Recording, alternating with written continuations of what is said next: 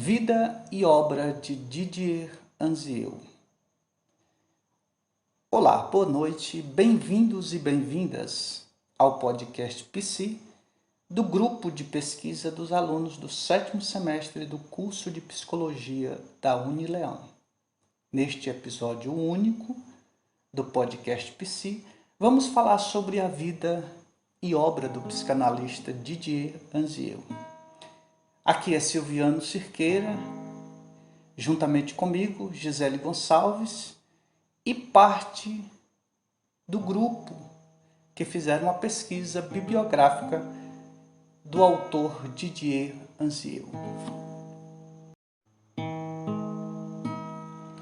Didier Anziel parte do foco que grupos de formação e os institucionais, como qualquer outro tipo de grupos, são compreendidos, segundo sua teoria, por meio de fundamento psicanalítico. Que grupos, quanto o indivíduo, são constituídos dos mesmos construtos, mas se diferem no funcionamento. Dentro dessa engrenagem, Anziel enfatiza o universo imaginário do sujeito, que manifestam suas construções fantasmáticas, resultando na personalidade presente em comportamento de cada sujeito ante aos grupos que o constituirá em sociedade, como fantasmas originários, a imagem parental e o fantasma individual. A compreensão desses fantasmas são de suma importância para se perceber, sentir e subsistência dos grupos, segundo Anziel. Propõe ilusão grupal, que constitui uma situação de percepção e reconhecimento do campo do imaginário.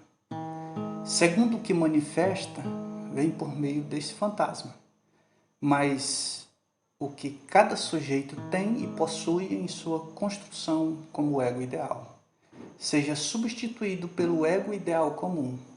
Outro aspecto é a formação dos grupos que o autor enfatiza, destacando alguns pontos, como sempre o formador se encontrará na posição do desejo.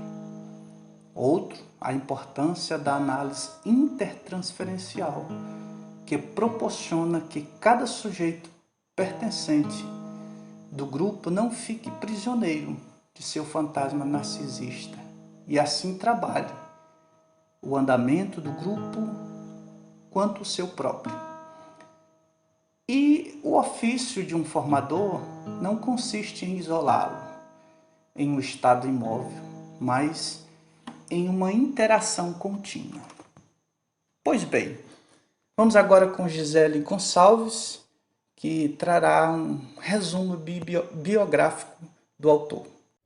Didier Anziel foi um célebre psicanalista francês, que viveu entre os anos de 1923 a 1999. Ele nasceu em 8 de julho do ano de 1923, morrendo aos 76 anos, no dia 25 de novembro do áureo ano de 1999. Casou-se com Christine, com quem teve uma filha, a quem a chamou de Anne. Ele teve sua vida acadêmica construída em seu próprio país de sua nacionalidade, a França, nas seguintes instituições: Escola Normal Superior de Paris, Faculdades das Artes de Paris, onde, após sua formação, que permeou entre os saberes da filosofia, psicologia e da própria psicanálise, ele exerceu a docência em universidades da cidade de Paris. Recebeu no ano de 1992 o reconhecido prêmio Sigourney Award. Certo é que ele deixou uma importante obra psicanalista, onde desenvolveu o conceito de ego-pele e estudou muitos grupos, tendo referência em Bion. E hoje, para falar sobre esse autor quanto à sua obra, estamos com parte dos membros do grupo de estudantes de psicologia que fizeram essa pesquisa bibliográfica de Didier Anziel, os alunos Isabelle Macedo e Lainara Feitosa, para nos ajudar a entender melhor sobre a vida e obra do autor. Vou pedir para cada uma delas se apresentar, começando por Isabelle, depois Lainara. Boa noite, eu sou Isabelle Macedo, estudante de Psicologia do 7º semestre. Agradeço o convite de vocês, é uma honra estar aqui hoje. Boa noite, meu nome é Lainara Feitosa, sou estudante de Psicologia do 7º semestre e é um prazer estar aqui com vocês hoje. Bom, então vamos começar.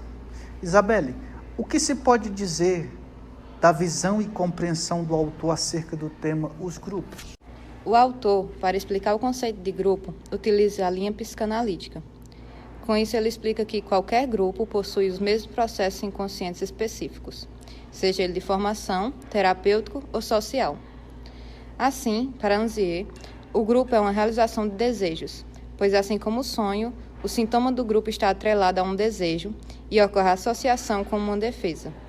Além de que, dentro do grupo, existe também uma espécie de intercâmbio entre inconscientes. Com isso, ocorre uma entrelaçada de construções fantasmáticas, de diversos níveis e formas. Isabelle, o que vocês podem trazer para os nossos ouvintes sobre essa construção fantasmática enfatizada pelo autor? Uma junção do fantasma originário e do parental unido com tudo o que constitui o sujeito.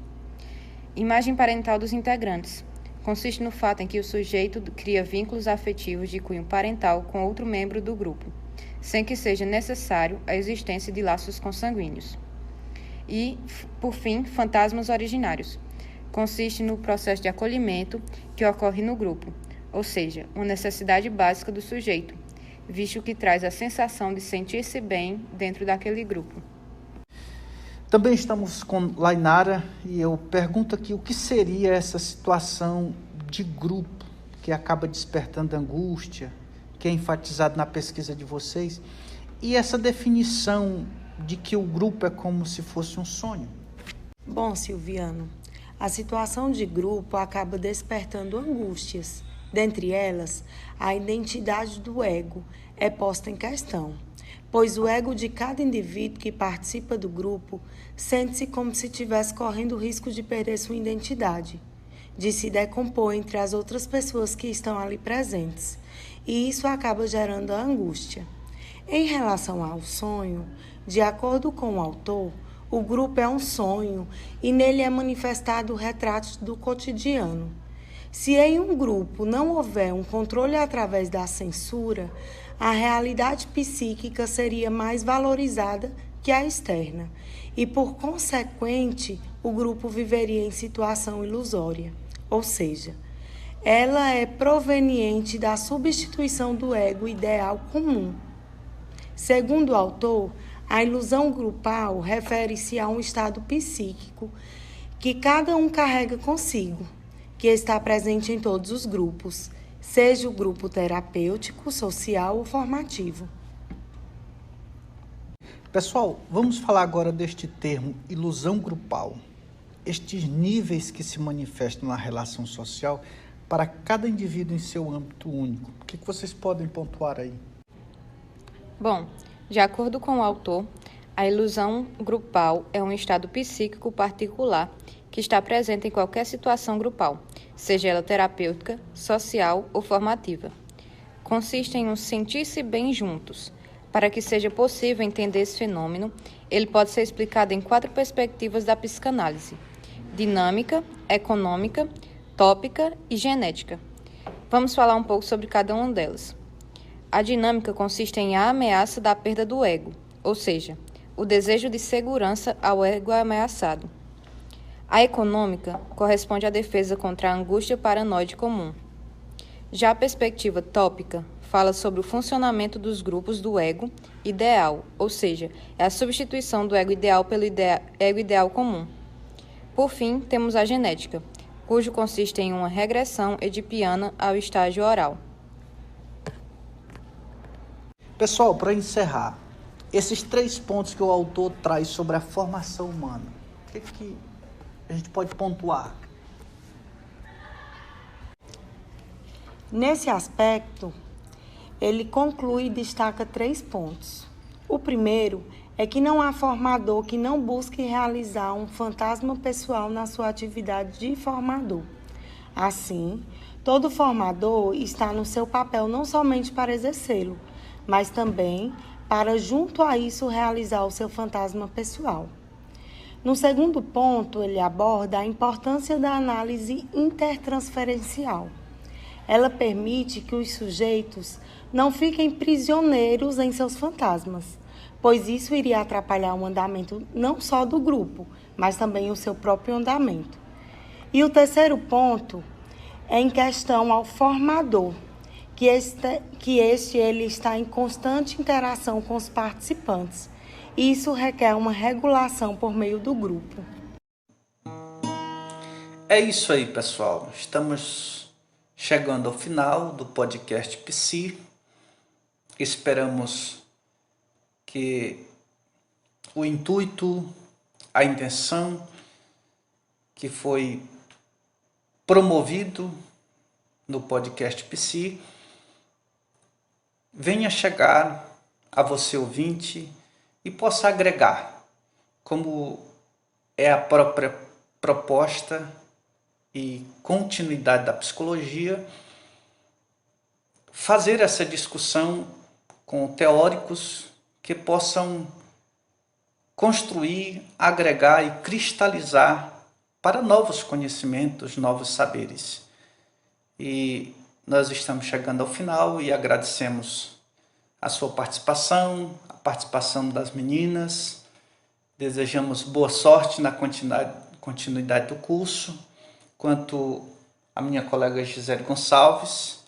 E estamos encerrando mais um podcast Psi.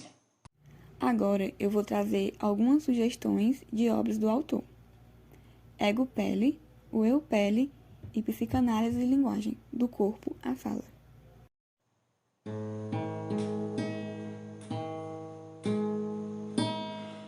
É isso aí, pessoal. Depois dessas dicas de leitura, ficamos por aqui e desejamos uma boa noite a todos e até uma próxima.